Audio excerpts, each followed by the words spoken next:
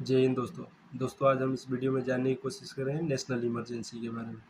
दोस्तों, जैसा कि जानते हैं कि पिछले महीने को 25 जून को नेशनल इमरजेंसी जो कि 1975 में लगा था, जिसका कि ड्यूरेशन 21 मंथ का था, उसका 50th एनिवर्सरी मना, यानी कि वो 50 साल हो गए, जिसको कि हम संविधान हत्या दिवस के तौर पे भी मनाते हैं।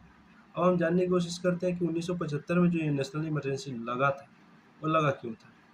उसका ऑफिशियल कारण तो इंटरनल डिस्टर्बेंस था, लेकिन पॉलिटिकल कारण कुछ और था। पॉलिटिकल कारण था कि इलेक्शन माल प्रैक्टिसेस हुए थे, यानी कि जो इलेक्शन लड़ा गया था इंदिरा गांधी के द्वारा रायबरेली सीट पे, वो फ्रॉडुलेंट मेथड उसमें अपनाया गया था, जिसको कि इलाहाबाद हाई कोर्ट ने डिबार कर दिया था और अगले 6 साल इलेक्शन उनको लड़ने से भी मना किया गया था, जिसके वजह से जो अपोजिशन वाले थे वो रेजिग्नेशन की डिमांड कर रहे थे।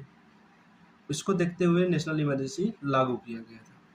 अब हम जानने की कोशिश करते हैं कि इसका कॉन्स्टिट्यूशनल प्रोविज़न क्या है, यानी कि संवैधानिक प्रावधान क्या है। तो नेशनल इमरजेंसी प्रेसिडेंट लागू कर सकते हैं on the advice of council of minister, यानी कि written recommendation council of minister का होता है। आर्टिकल 352 में, यानी कि 352 में नेशनल इमरजेंसी की बात किया गया है।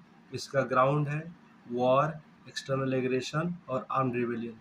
पहले आर्म्ड रिबेलियन के जगह पे इंटरनल इमरजेंसी था या इंटरनल डिस्टर्बेंस था, जिसको 44th अमेंडमेंट में हटा करके आर्म्ड रिबेलियन जोड़ा गया था। अब वॉर और एक्सटर्नल एग्रेशन को हम लोग एक्सटर्नल इमरजेंसी के नाम से जानते हैं और आर्म्ड रिबेलियन को हम लोग इंटरनल इमरजेंसी के नाम से जानते हैं। सबसे बड़ा क्वेश्चन ये आता है कि क्या हम नेशनल इमरजेंसी का जुडिशियल रिव्यू हो सकता है। तो सुप्रीम कोर्ट ने बहुत फेमस केस में, यानी मिनर्वा में 1980 का केस है, जिसमें जजमेंट दिया था कि जुडिशियल रिव्यू हो सकता है नेशनल इमरजेंसी का, ये देखने के लिए क्या वो फ्रॉडुलेंट तरीके से या गलत इंटेंशन के साथ तो नेशनल इमरजेंसी नहीं लागू किया गया। अब सबसे बड़ा चैलेंज ये आता है कि उसका पार्लियामेंट्री अप्रूवल कैसे होता है या उसका ड्यूरेशन क्या होता है। तो पार्लियामेंट्री अप्रूवल दोनों हाउस से अप्रूव होना चाहिए।